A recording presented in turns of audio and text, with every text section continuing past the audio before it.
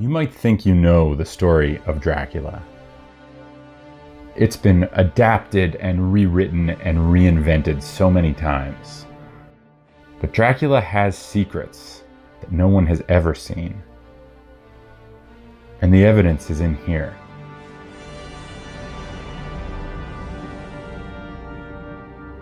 In Bram Stoker's original book, a small group of friends bands together to fight Dracula, this ancient demon. They draw maps and charts, they collect correspondence and newspaper clippings and telegrams, and the book is told through these documents. Dozens of different sources, all assembled into an evidence file, which is intended to prove that Dracula is real. But nearly all of the documents are lost, and these are the words with which Dracula ends. When we got home, I took the papers from the safe. We were struck with the fact that in all the material there is hardly one authentic document, nothing but a mass of typewriting. We could hardly ask anyone to accept these as proofs of so wild a story. We have the proof. This is our edition of Dracula. The story as it was seen by the characters themselves.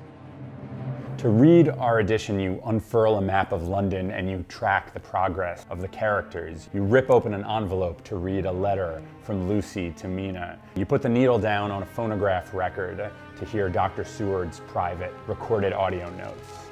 Strange that it never struck me that the very next house might be the Count's hiding place. Goodness knows that we had enough clues from the conduct of the patient Renfield. The bundle of letters were with the transcript.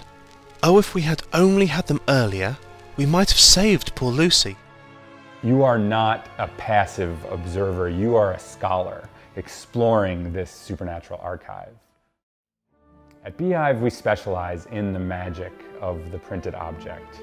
We have now funded a dozen different publications right here on Kickstarter, and this project takes our obsession with experiments in design and format and production to its furthest extent with a book that is not even a book. It's a three-dimensional, tangible experience, somewhere between a book and a game and a piece of interactive paper theater.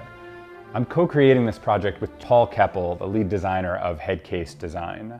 They design our gorgeous monographs on Herbert Crowley and Harrison Cady. In their own client work, they've designed many books that immerse you in different fictional worlds, like S with J.J. Abrams and Melcher Media. And this is really what Paul and his team at Headcase do best.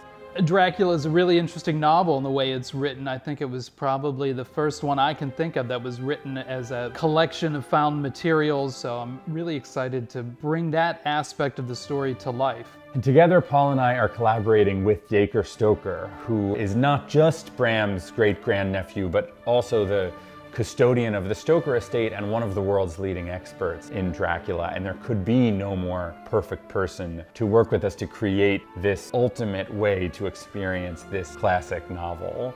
An enveloping, living, miniature world for you to climb inside. Like Paul and Dacre and myself, you can fall down this Dracula rabbit hole, and once you do, man, good luck finding your way back out.